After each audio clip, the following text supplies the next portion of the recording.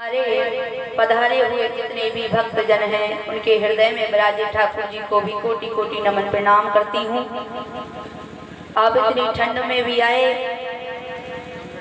बहुत अच्छा लगा कि आप लोग कथा सुनने आए हैं, क्योंकि ठंड भी ज्यादा है। कल से समय 1 बजे का ही रहेगा दिन का, और शाम का भी रहेगा।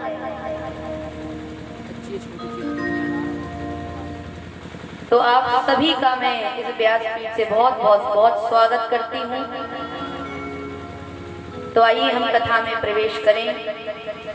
आपने जैसे दिन में आप लोगों ने सबने श्रवण किया कि नारद जी को शनकादिकों ने कथा श्रवण कराने के लिए बैठे हैं। गंगा जी के द्वार है, वहां पर अपना व्यासपीठ बनाई और वहीं पर विराजमान हुए और अब कथा कहना प्रारंभ किया। सदा सेव्या श्रीमद् भागवती कथा। श्री सुखदेव जी महाराज की ये कथा श्रवण कराई है। शनकादिक कहते हैं नारद जी, ये कथा ऐसी है कि जीवन पर्यंत व्यक्ति को सुननी चाहिए। ऐसा नहीं कि आज सुन ली सो कल ना सुने। देखिए, कथा इस प्रकार सुननी चाहिए कि कथा सुनकर हमारा जीवन में परिवर्तन हो। लोग कहते हैं अरे कथा को क्या सुनना, कथा भी कुछ दिन पहले हुई थी फिर से सुनी थी, अब वही की वही कथा है। कथा तो वही है, चाहे मैं सुनाऊं चाहे दूसरे सुनाए, कथा वही है। लेकिन जितनी बार आप इस रस का पान करोगे ना, उतनी मिठास आपका जीवन होगा। इसलिए सुनी जाती है श्रीमद् भागवत कथा। ये नहीं कि एक बार सुन ली सो अब दूसरी बार सुनना ही नहीं है। अच्छा चलो, माना आपने 1000 बार कथा सुनी है, लेकिन 1000 बार में से भी अगर एक शब्द आपको याद हो तो बता दो, वो भी नहीं पता होगा। भागवत कथा हर ग्राम में इसलिए कराई जा रही है कि हर व्यक्ति को पता चले कि भगवान कौन थे, किस लिए धरती पर भगवान का प्रागट्य भगवान ने धरती पर लिया था, कितनी लीलाएं भगवान ने की थी, भगवान के नाम कितने थे, भगवान ने कितनी लीलाएं की, उनके पिता का नाम माता का नाम क्या था। इसलिए आपको बताया जाता है कि आप कथा में आओ, आपको थोड़ा वो नॉलेज मिले, पता चले कि भगवान कौन है। अब व्यक्ति छोटे से बड़ा हो जाता है, विवाह हो जाता है, बूढ़ा हो जाता है, मर के चला जाता है भगवान के पास में, और जब भगवान पूछते हैं कि तू क्या लेकर आया है, तो वहां पर खाली हाथ दिखा देता है, अरे मैं तो कुछ नहीं लेकर आया। भगवान पूछते तू गया किस लिए था, व्यक्ति कहता है प्रभु क्षमा करना, एक बार बेच दिया था, कुछ लेकर नहीं आया, दूसरी बार बेच कर देखो, कुछ ना कुछ तो लेकर आऊंगा। अब मैं जब पृथ्वी पर जाऊंगा इतना भजन करूंगा, इतना भजन करूंगा कि आपको बोलने का अवसर नहीं मिलेगा कि तू कुछ लेकर नहीं आया। भगवान दूसरा मौका भी देते हैं, चल तुझे दूसरा मौका दिया जा, भजन करना, संसार के प्रपंचों में मत पड़ जाना, नहीं तो माया में डूब जाए, फिर से बीवी बच्चे में लग जाए। फिर मौका देते हैं, जा अब फिर से संसार में आया, फिर से वही, उसकी तो वही प्रक्रिया है।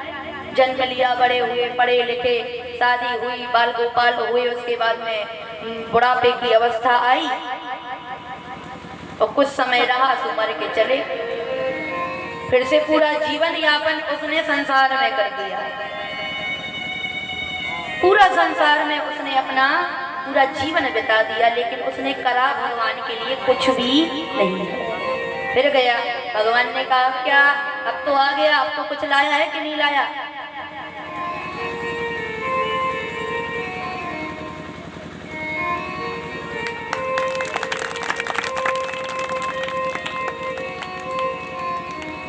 तब पूछा कि अब तो कुछ ना कुछ लाया होगा, अब तो कुछ कमा के लाया है। कहा भगवान क्षमा कर दो, इस बार भी मैं कुछ नहीं लाया। तो ऐसे व्यक्ति भगवान से कई बार मौका ले लेकर भगवान को पागल बना बना कर धरती पर आ जाता है और करता कुछ भी नहीं है। इसलिए अगर अब आपको ये मौका मिला है, ना जाने ये मौका मिले ना मिले, आपको तो पता नहीं है कि पिछला जन्म हमारा इंसान का होगा कि जानवर का होगा, पता है क्या? नहीं पता। इसीलिए अगर इंसान की योनि चाहते हो, मनुष्य की योनि प्राप्त करना चाहते हो, तो अभी से भजन करना प्रारंभ कर दो।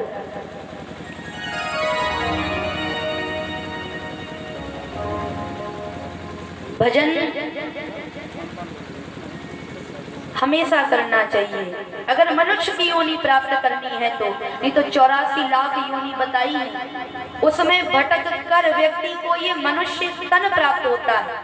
84 लाख योनि, कोई नाली का कीड़ा बनता है, गाय बनता है, भैंस बनता है, और छोटे छोटे कितने जीव जंतु होते हैं, पशु पक्षी बनता है। उसके बाद में 84 लाख योनि को भटक कर मनुष्य की योनि व्यक्ति को प्राप्त होती है। तब भी व्यक्ति जानता सब कुछ है लेकिन करना नहीं चाहता। सब जानते हैं कि भगवान की पूजा इस प्रकार से की जाती है, इसलिए की जाती है। हमारे पंडित जी कितनी, आप लोगों को हमारे मंदिर के पंडित जी कहते होंगे कि मंदिर आया करो, हनुमान जी का मंदिर है। भाई लोगों से तो यही कहूंगी कि आपके ग्राम में 2-2 हनुमान जी के मंदिर हैं, तो आप घी का दीपक एक हनुमान जी के सामने जलाया करो, 2 अगरबत्ती उनके सामने लगाया करो, उनका पाठ किया करो। लड़कों को तो करना भी चाहिए। हनुमान चालीसा करते हो कि नहीं करते? करते हो? नहीं करते? आज से करने लग जाना। लड़कियों से भी कहूंगी करा करो। ये तो सिर्फ कहने की बात है कि हनुमान चालीसा लड़कियां नहीं पढ़ती, लेकिन कोई से वेद में नहीं लिखा है कि हनुमान चालीसा लड़कियों को नहीं पढ़नी चाहिए। अगर हो तो बता दियो, हम यहीं पर रुके हैं। अगर कोई वेद में लिखा हो तो आकर बता देना कि हनुमान चालीसा पढ़ी नहीं जाती लड़कियों। कलयुग के देवता ही श्री हनुमान जी महाराज हैं। माना कि थोड़ी परछाई स्त्रियों की हनुमान जी के ऊपर नहीं जानी चाहिए, उनके ऊपर जल नहीं चढ़ा सकते, माना, लेकिन उनके दर्शन तो कर सकते हैं, उनका पाठ कर सकते हैं। सब किया करो हनुमान जी का पाठ। लेकिन अगर हनुमान, देखो एक नियम भी बता दूं, नहीं तो का हनुमान जी का पाठ किया तो पागल हो गए। बहुत लोग कहते हैं हनुमान जी का पाठ करो ना तो ध्यान पूर्वक करना, लहसुन प्याज को त्याग देना। लहसुन से तो हनुमान जी को बहुत ही नफरत है, और जो लहसुन खाता है वो करना मत, अगर करना है तो उसको त्याग कर देना।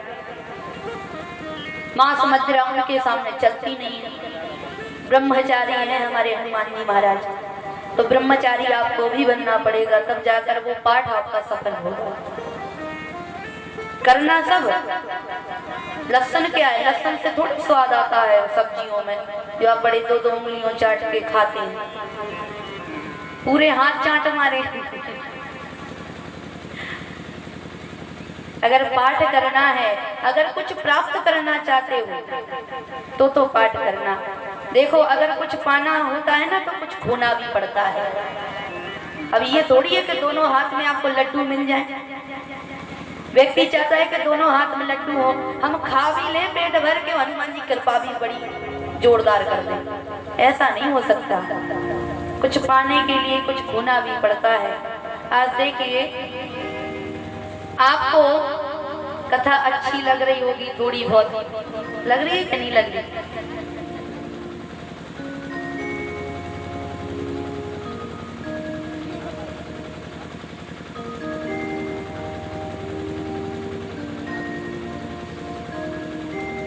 तो हनुमान जी का पाठ करते रहा करो।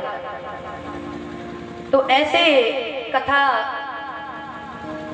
शनकादिक सुना रहे थे। कहा कि भागवत कथा में 18,000 श्लोक, 335 अध्याय हैं, 12 स्कंद हैं, 18,000 श्लोक इसलिए कि महत्व पूरे जो हैं वो 18,000 श्लोक कहे गए हैं भागवत जी में। भागवत जी में तो अनंत श्लोक हैं जिसकी कोई गणना नहीं कर सकता, लेकिन जो महत्वपूर्ण हैं वो 18,000 श्लोक कहे गए हैं। 335 अध्याय हैं, 12 स्कंद। अब शनकादिक कहते हैं कि अगर एक माँ अपने पुत्र को जन्म देती है तो या वो पुत्र वीर हो, सूरवीर हो, या वो भक्त हो, भगवान की पूजा पाठ करने वाला हो, तो वो पुत्र कामकारी है। अगर वो पुत्र होकर कुपुत्र निकल जाए, नालक निकल जाए, तो वो पुत्र किस काम का। जननी जने तो भक्त जने के दाता के सूर, नहीं तो जननी बांझ मरे काहे गवावे नूर। अगर जननी जनती है तो एक भक्त को जन्म दे, ऐसा भक्त जो संसार का कल्याण कर सके, वो भक्त हो, भगवान का भक्त हो। ऐसा पुत्र को जन्म देकर भी वो क्यों अपनी सुंदरता को घटाए। जो पुत्र होकर बुढ़ापे में उसी को जलना दे, अपने माँ बाप की ही सेवा ना करे। अगर जन्ना है तो एक भक्त को जन्म देना, ऐसा शनकादिक कहते हैं। अब आगे की कथा कही कि अगर पुत्र भक्त हो तो वो दानी भी होना चाहिए, धर्म कर्म करने वाला होना चाहिए। क्या हुआ, एक बार भगवान अपनी धरा को छोड़कर अपने धाम को जा रहे थे, तो उनके पास में उद्धव जी बैठे हुए थे। उन्होंने कहा कि प्रभु आप तो अपने धरा को छोड़कर अपने धाम को जा रहे हैं, लेकिन हमको यह बताइए कि कलयुग आने वाला है और व्यक्ति के पास में भक्ति नहीं मिलेगी, न पूजा पाठ इंसान करेगा, न संतों के पास में वो वाणी रहेगी, और ये धरती मैया गौ रूप धारण करके जो खड़ी है, ये किसकी शरण में जाएंगी, धर्म किसकी शरण में जाएगा। तब भगवान ने विचार किया और भगवान ज्योति स्वरूप होकर भागवत जी में विलीन हो गए। बोलिए भागवत भगवान की जय हो।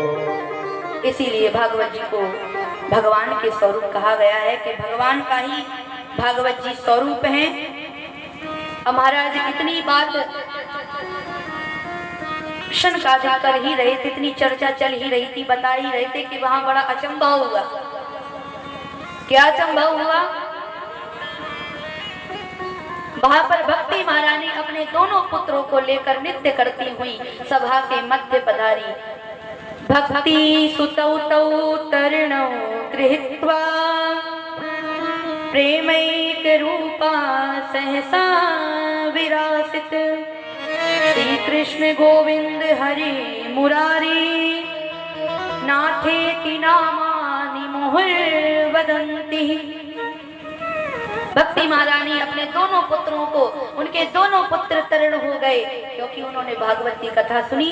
दोनों पुत्र तरण होकर भक्ति महारानी के साथ में भक्ति महारानी आज सभी संतों के बीच में उपस्थित होकर नृत्य करती हुई बड़ी झूम रही हैं, गा रही हैं और भगवान का नाम गाती हुई उपस्थित हुई। श्री कृष्ण गोविंद हरि मुरारी हे नाथ हे नाथ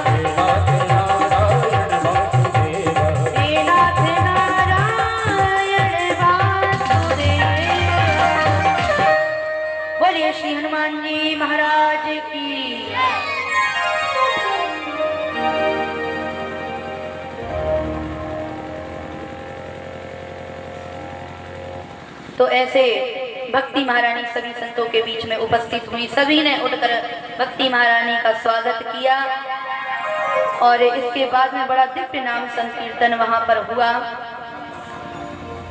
तब नारद जी कहते हैं कि मैं धन्य हो गया प्रभु की ऐसी भक्ति देखकर, जिस कथा को सुनकर भक्ति महारानी के दोनों पुत्र तरुण हो गए। तब नारद जी कहते हैं कि गुरुदेव, कोई ऐसा व्यक्ति है जो कथा को सुनकर